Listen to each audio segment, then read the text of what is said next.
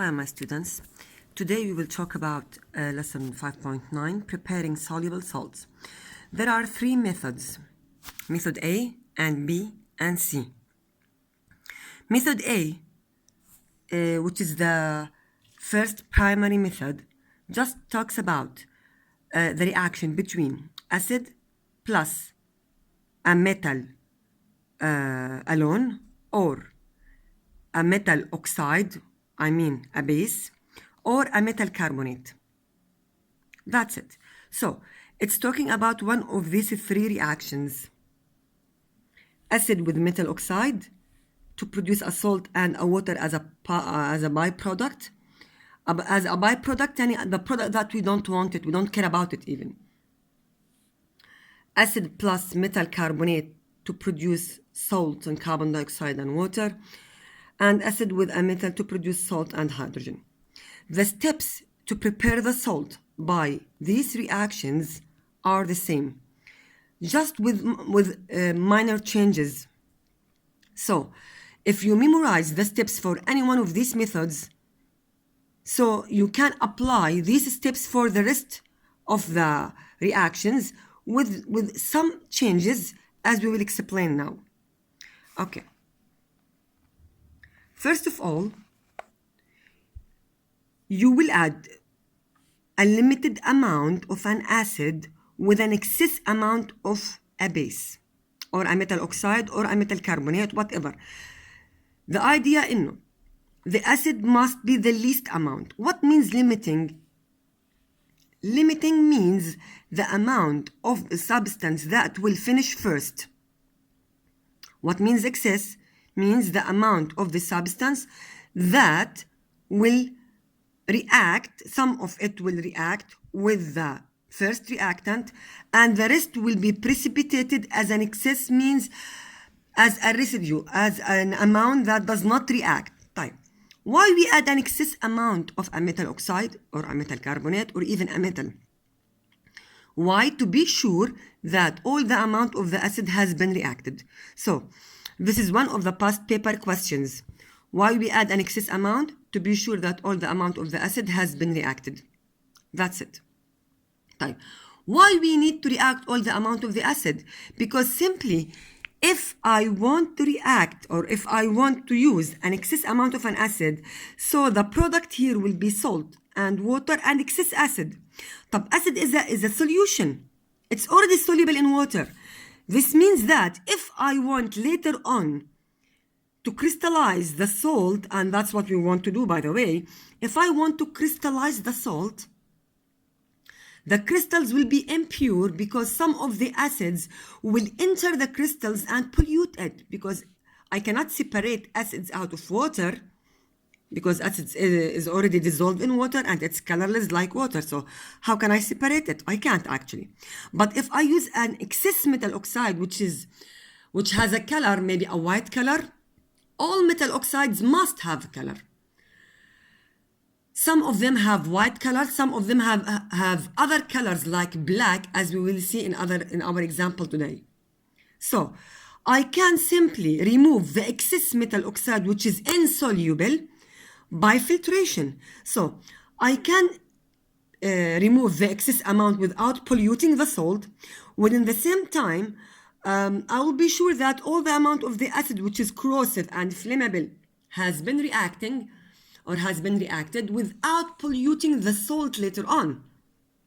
So as a rule, in all cases, use an excess amount of a base with a limiting amount of an acid to be sure that all the amounts of the acid has been reacted.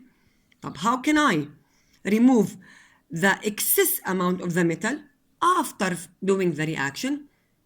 Filter the solution.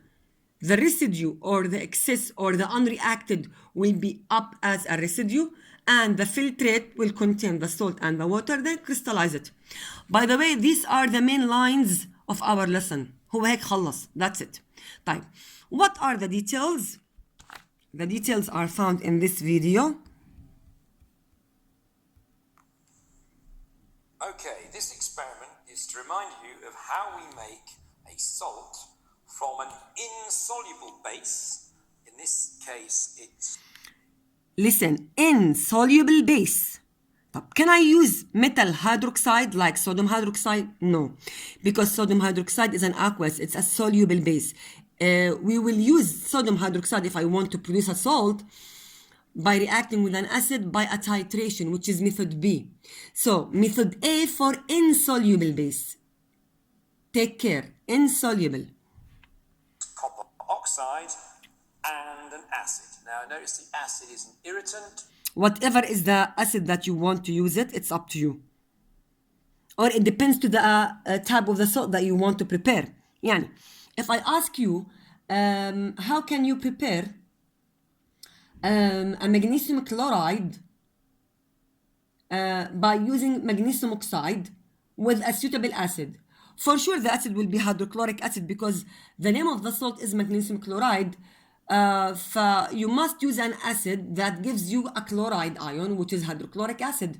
طب if I ask you to produce a magnesium sulfate, for example, so use sulfuric acid with magnesium oxide. طب if I ask you to produce magnesium nitrate, use nitric acid. So the type of the acid that I use it will be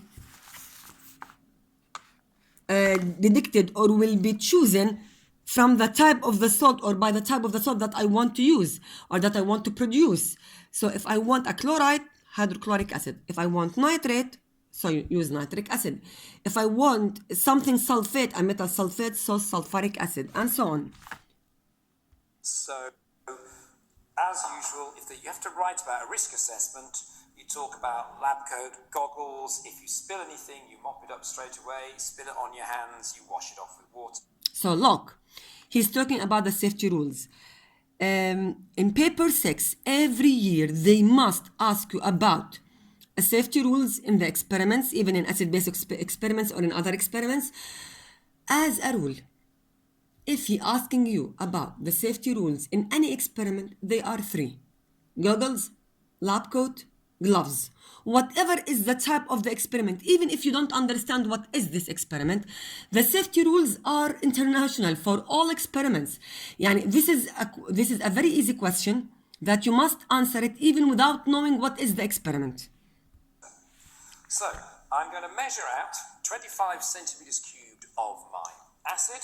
Okay, put a specific amount of an acid. I'm going to put it in a beaker.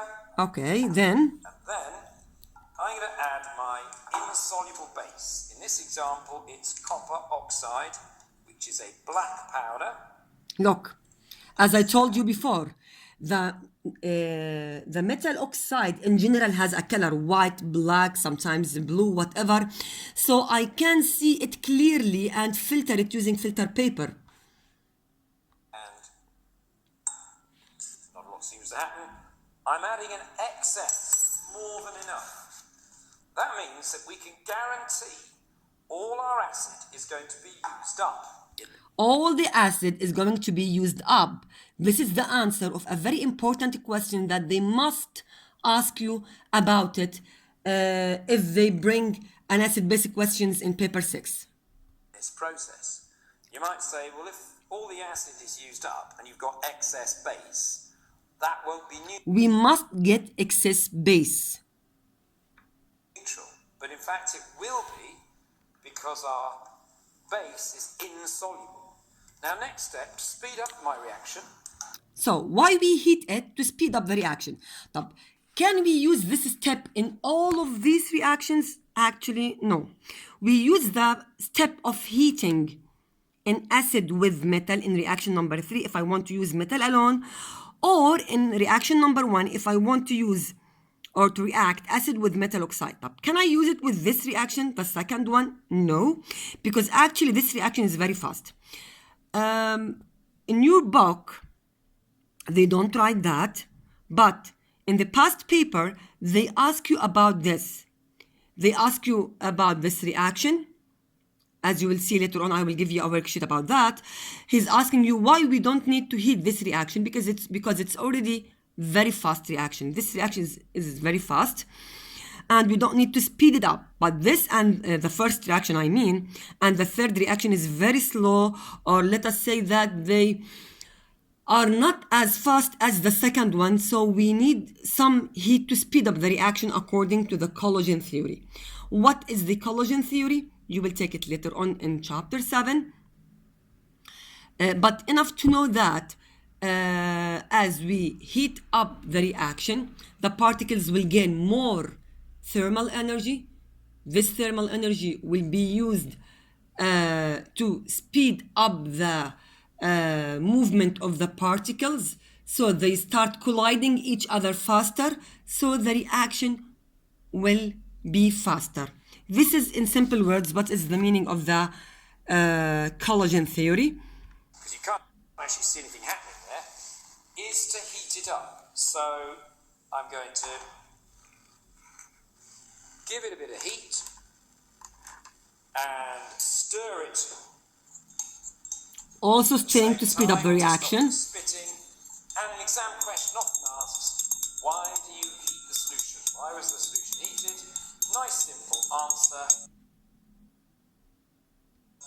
to speed up the reaction. So why we heat it?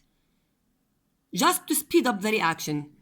If he don't ask you, explain more details or use the kinetic theory or the collagen theory to explain it. If he does not, I mean ask you to use the collagen theory, so enough to know or enough to write to speed up the reaction time. I will not ask you about the collagen theory in this chapter because we will take it in more details in chapter 7. And then we will go back to chapter 5 and solve these questions that they are mixed between chapter 5 and 7. So simply enough to know till this moment, enough to know that we speed up the reaction by heating. That's it. You remember all the ideas you have